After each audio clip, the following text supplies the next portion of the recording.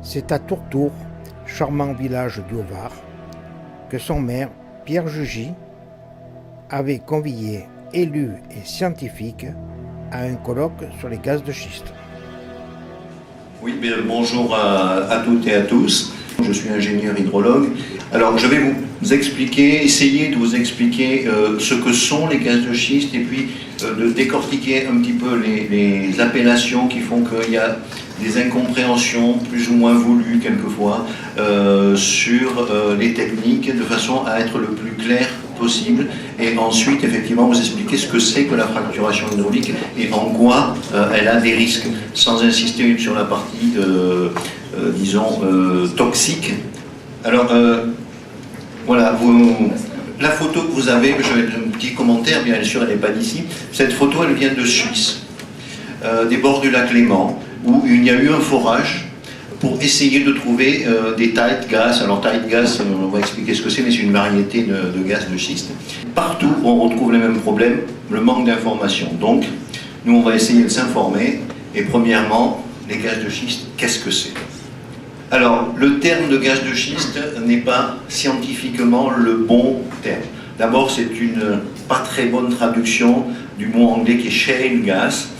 En France, on emploie le même mot pour des argiles schisteuses, c'est-à-dire des argiles, bon ça tout le monde sait ce que c'est l'argile, qui a été feuilletée par les évolutions géologiques et qui ressemble un peu aux schistes transformés, qui eux sont les vrais schistes. Alors les Anglais ils ont le mot schiste, ils ont le mot shale. Nous on n'en a qu'un, donc on a traduit comme ça, mais c'est pas très bon. Alors on nous dit quelquefois, il n'y a pas de danger chez nous, il n'y a pas de schiste. Oui, d'accord. Mais le mot schiste n'est pas très bon. Ce sont des gaz qui sont emprisonnés dans des roches argileuses à grains très fins, qui peuvent être marneuses aussi. Pas forcément des schistes. En plus, c'est pas forcément du gaz, ça peut être aussi ce qu'on appelle de l'huile, c'est-à-dire du pétrole. Huile et pétrole, c'est le même terme. D'ailleurs, les Anglais n'en ont qu'un pour les... Là, ils n'ont qu'un terme pour les deux. Oil. Donc, ça peut être aussi bien du liquide que du gaz. Ça peut être donc dans des molasses, dans des argiles, donc dans autre chose que des schistes. Et il vaudrait mieux parler, pour être correct, soit d'hydrocarbures non conventionnels, soit d'hydrocarbures de roche-mer, mais le terme non conventionnel c'est le plus général. Malheureusement, comme la presse, les journaux, etc., ont retenu le terme de gaz de schiste, c'est celui qu'on utilise généralement, mais il faut savoir que c'est beaucoup plus large, si vous voulez apprécier. Alors d'abord, un rappel de géologie, parce que bon, l'école est loin. Les hydrocarbures, ça vient d'où ? Tous les hydrocarbures, que ce soit les pétroles, les gaz, ce que nous utilisons aujourd'hui dans nos voitures et dans nos gazinières, ce sont en fait des micro-organismes qui vivaient il y a quelques centaines de millions d'années, qui sont morts bien sûr, personne n'est immortel y compris les micro-organismes, ils sont tombés au fond des mers qui existaient à cette époque-là, ont été recouverts par des vases, des sédiments, et sous l'effet de la pression, sous l'effet de la chaleur, se sont transformés, comme ils contenaient de l'hydrogène, ils contenaient du carbone, ça nous a donné des hydrocarbures. Donc tous les hydrocarbures viennent de là, ils sont fossiles en ce sens qu'ils ne se renouvellent évidemment pas, puisque ils pourraient se renouveler, mais à l'échelle de plusieurs centaines de millions d'années, donc pour nous, c'est pas renouvelable. Donc ça, les hydrocarbures sont tous les mêmes. Le gaz de schiste, c'est la même composition, en gros, que c'est du méthane essentiellement, donc ce sont les mêmes gaz que les gaz naturels. Donc, quelle est la différence ? Les hydrocarbures conventionnels, donc, se sont développés là dans les zones, je disais, donc en fond de mer autrefois, et quand ils ont trouvé au-dessus d'eux une couche de roches plus perméables, c'est-à-dire avec des pores, des trous, une roche, je ne sais pas, compacte, il y a toujours des espaces vides entre les roches, ils sont, sous l'effet de la pression, ils sont remontés jusqu'à ce qu'ils trouvent une nouvelle couche qui, elle, était imperméable, et donc là ils sont venus former des poches, et dans ces poches, en général, on a d'abord un peu de gaz, ou beaucoup, ensuite on peut avoir du pétrole, et en dessous on a de l'eau salée. C'est simplement un problème de stratigraphie. Voilà. Et ça, c'est ce qu'on utilise depuis très longtemps. parce que c'est facilement extrait, on fait un forage comme ça, et puis on pompe. À la limite, on pompe même pas, ça sort tout seul. Vous avez tous vu dans les westerns, le pétrole qui jaillit parce qu'il y a une pression énorme. Donc ça, c'était facile à extraire, donc pendant des siècles, enfin pas beaucoup de siècles, pendant un siècle, disons, on a utilisé ce système-là, sans trop se poser de questions au début. Et puis maintenant, on commence à se poser des questions parce qu'on en trouve moins. Alors on se dit, il en reste d'autres. Ceux qui, au-dessus d'eux, n'avaient pas cette roche perméable qui leur permettait de monter, ben, ils sont restés dans ce qu'on appelle la roche-mère, c'est-à-dire l'endroit où ils se sont produits. Et cette roche-mère, elle est plus dense, elle est moins perméable, elle est moins poreuse. Et ils sont là, ces gaz, il y en a qui sont sous forme de gouttelettes, au lieu d'être sous forme de nappe, et qui sont piégés en quelque sorte, très profondément.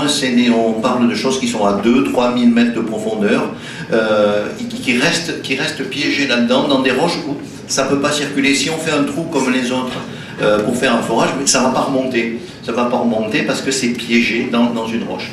Donc on se retrouve dans quelque chose qui va être non conventionnel.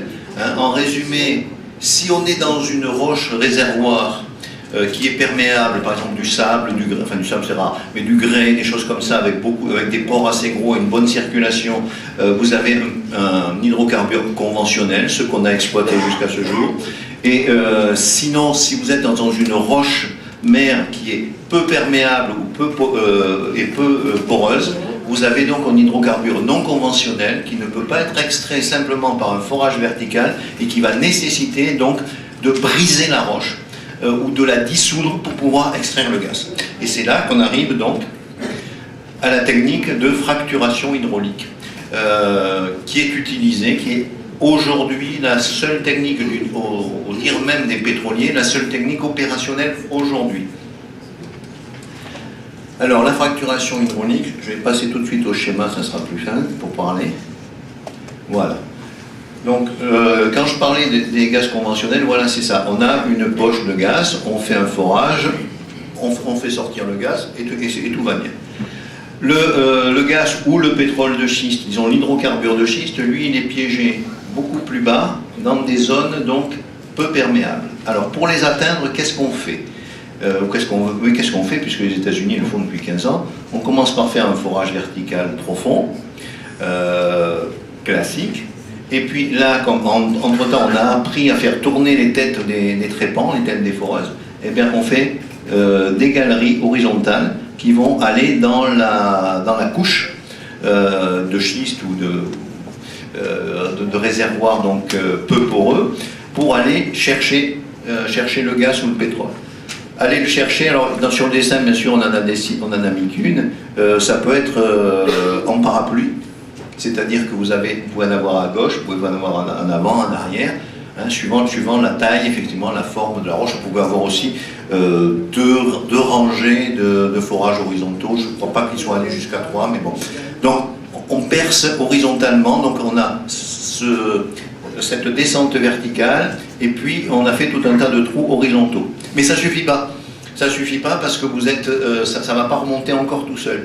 Donc il faut aller le chercher, et pour ça, on va donc fracturer, c'est-à-dire on va casser la roche tout autour des forages horizontaux. Et pour la casser, qu'est-ce qu'on fait? On envoie de l'eau additionnée d'un certain nombre de produits. Mais les deux sont graves. On envoie de l'eau parce qu'on envoie en moyenne 20 000 mètres cubes pour une extraction. 20 000 mètres cubes d'eau. Hein, donc 20 millions de litres d'eau. Et chaque fois qu'on veut faire une extraction, c'est-à-dire qu'on fait ça une première fois, le puits commence à se calmer, enfin, au bout un mois, 2 mois, ça ne sort plus. On refait une nouvelle extraction, c'est-à-dire qu'on renvoie de l'eau. On peut faire une extraction entre 10 et 20 fois sur un même puits. Donc ça donne une idée de la consommation d'eau qui est faite. Cette consommation d'eau, donc cette eau est additionnée de sable, de matériaux, disons de céramique ou de choses, pour empêcher que les fractures se referment. Et surtout, il est additionné d'un nombre de produits chimiques Je ne parlerai pas des produits chimiques parce qu'André va vous en parler, mais c'est... Un petit peu parce qu'il y en a jusqu'à 600, donc, et en plus quand il nous expliquera tout à l'heure que quand ils sont en bas, ils se combinent entre eux et ça devient encore pire. Donc il y a des produits chimiques qui sont envoyés. Alors, ensuite, une fois qu'on a fait ça, donc effectivement, on a réussi à casser la roche, faire des tas de petites fractures, donc le gaz revient dans les canalisations et on peut le sortir en même temps que l'eau qu'on a envoyée. Une fois qu'on l'a sorti, qu'est-ce qu'on fait? Il faut séparer l'eau du gaz, parce que le gaz ça se vend et l'eau ça se vend pas. Mais c'est une eau qui est chargée donc, de tous les produits chimiques et on ne sait pas quoi en faire parce qu'on ne sait pas traiter. Nos stations d'épuration urbaines ne sont pas faites pour traiter du benzène, du toluène et des tas d'autres choses de ce genre-là. Je ne vais pas citer les 600. Les plus de 600 effectivement. C'était le premier recensement qui avait été fait aux États-Unis, c'était 596 produits, je crois, quelque chose comme ça. Depuis, ils en ont inventé d'autres. Ces produits, qu'est-ce qu'on fait de cette espèce de soupe? Moi, j'appelle plus ça de l'eau. Alors, deux solutions à ce jour. La première, on la met dans des grands bassins d'évaporation et on attend que le soleil fasse son œuvre. Et si ça ne va pas assez vite, on prend des asperceurs, comme pour l'irrigation, et on envoie ça dans l'air pour que ça s'évapore plus vite. Autant dire que les produits volatiles qui sont dedans s'évaporent encore plus vite que l'eau. Et résultat, pollution de l'air très grave. Donc on a une pollution en surface. Deuxièmement, une partie de cette eau, effectivement, peut aller rejoindre les cours d'eau. Parce que quand les bacs ne sont pas totalement étanches, c'est pas terrible, et on a vu.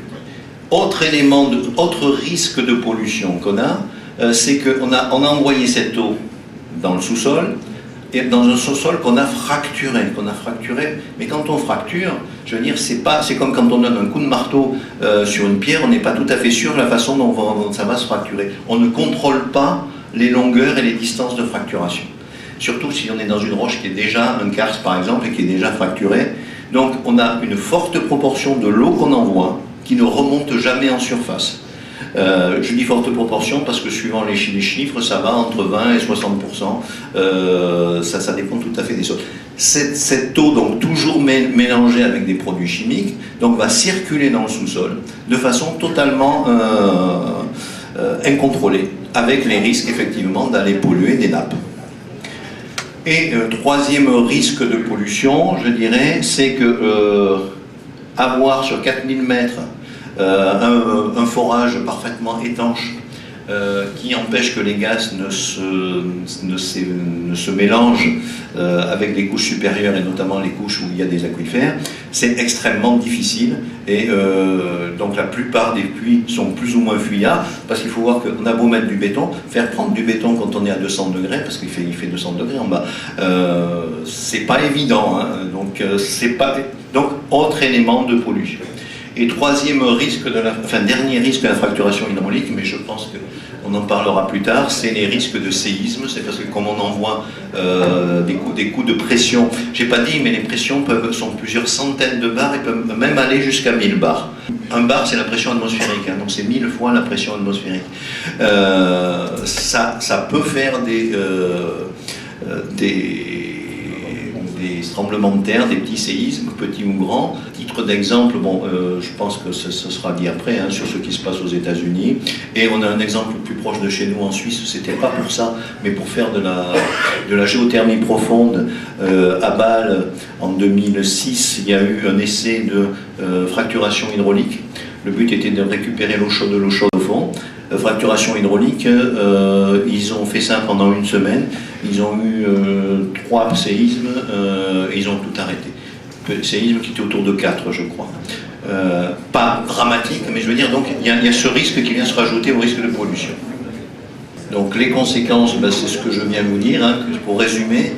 Consommation énorme d'eau, parce qu'il faut la trouver, ça c'est 20 000 mètres cubes, qui se perd dans le sous-sol. Une partie retourne en surface, on ne sait pas la traiter. En plus, effectivement, on remonte non seulement ce qu'on a mis, mais on remonte des polluants qui étaient déjà dans le sous-sol, que ce soit des éléments radioactifs mais que ce soit aussi, on a des bactéries qui sont remontées, et des bactéries qui sont assez dangereuses, parce qu'on en a qui produisent du H2S, entre autres, des choses comme ça, une fois qu'on les remet. Donc il faut rajouter des produits pour tuer les bactéries. Donc augmentation du risque séisme, et bien entendu le méthane est un gaz à effet de serre. Donc les parties fuitent déjà, parce qu'il y a une grosse partie du méthane qui fuit dans l'air.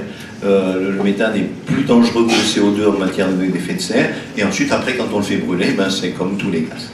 Voilà, alors quels sont les objectifs qu'on nous donne quand on a posé la question aux pétroliers, pourquoi on fait ça?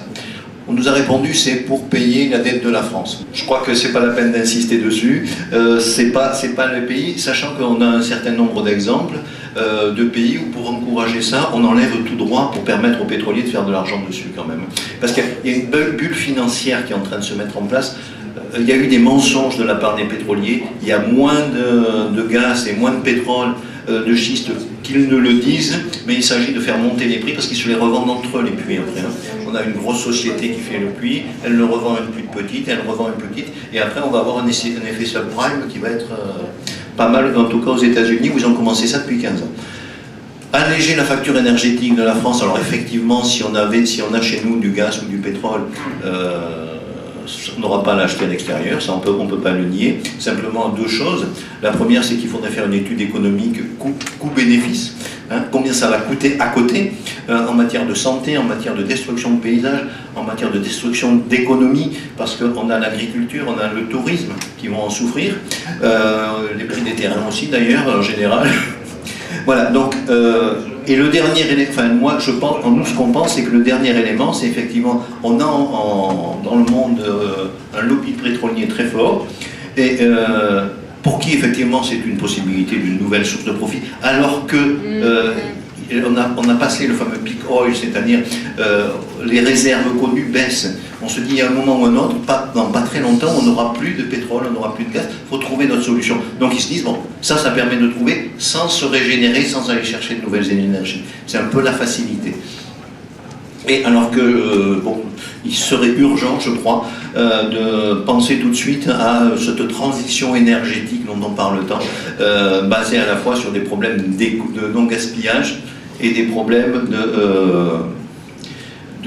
d'utilisation de notre énergie. Donc le cadre juridique, je n'en parlerai pas, puisque ça sera fait cet après-midi. Je voudrais juste vous montrer cette carte que vous avez sur la table, là, vous pourrez la regarder. Ça vous donne la liste des permis avoués, avoués par le ministère.